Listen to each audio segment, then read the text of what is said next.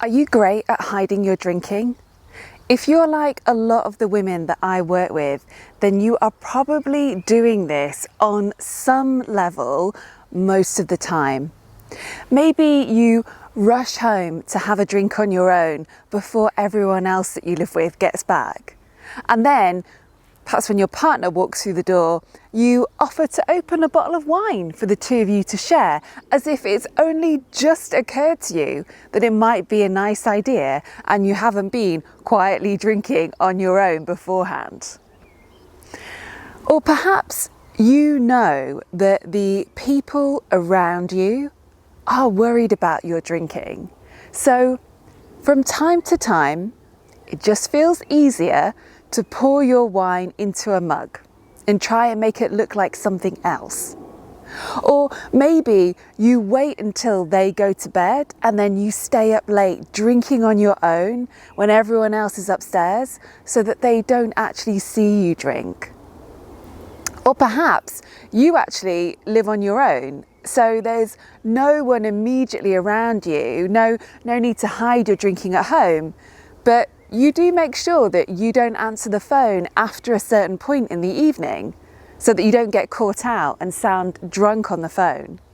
And when you go to events or parties, perhaps you're very careful to drink moderately in front of others, so you're always kind of relieved to be able to leave and go home and drink the way you want to without being observed, without being watched by anyone.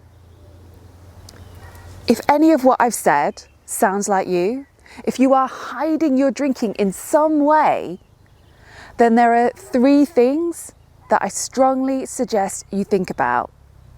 First of all, please stop comparing yourself to others. Because here's the absolute truth. If you are great at hiding your drinking, then other people are too. When you go out with your team from work, and Janet from accounts leaves at 8:30 after drinking 2 incredibly small glasses of wine and says that she's had more than enough, you know what? Actually, you have no idea what's really going on there. She might be going home to a hot chocolate and bed, or she might be making sure that she leaves early enough to stop by the corner shop on the way home before it closes and pick up a bottle to have on her own on the sofa. If you are doing these things, then other people are as well. I promise you, I know it to be true. On my Getting Unstuck course, people say to me all the time, "Kate, I can't believe there are so many other people here who are doing the things that I was doing. They were drinking in just the same way that I was. I thought I was the only one doing this stuff." And then getting up the next day and having to do this heroic job of pretending that everything was okay and just hiding it all. So stop comparing yourself to others. That's the first thing. The second thing is, if you've been asking other people what they think about your drinking, then you have to stop doing that. I can't tell you how many women I work with who will say to me something like, "My husband doesn't think that my drinking is a problem. He thinks I'm overreacting." But then when we explore that a bit further, what we nearly always discover is that actually he doesn't know the full picture. A lot is being hidden from him. So I'm not saying that you need to go around telling everyone everything that's been happening. That's not my point. But I want you to just notice when you are putting a lot of weight on someone else's opinion. Is that person actually aware of what's really going on? And if they do know how much you're drinking, do they understand how you really feel about it? Probably not, I guess. Most people don't. The final thing I want to say to you, if you are hiding your drinking right now, is please, make sure you get some support. Because the very fact that you are hiding your drinking tells me that you are quite isolated at the moment. You are trying to figure this out on your own.